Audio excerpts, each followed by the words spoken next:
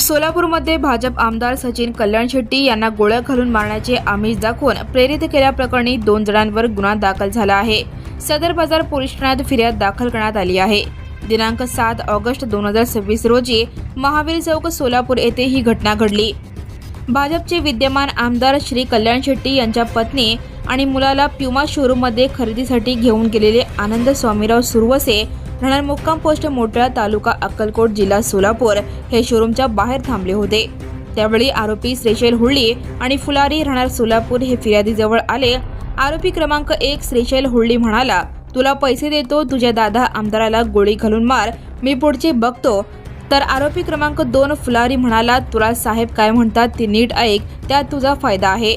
अशा प्रकारे पैशाचे आमिष दाखवून आमदार कल्याण शेट्टी यांना गोळ्या घालून मारण्यासाठी प्रेरित केल्याचा आरोप आहे।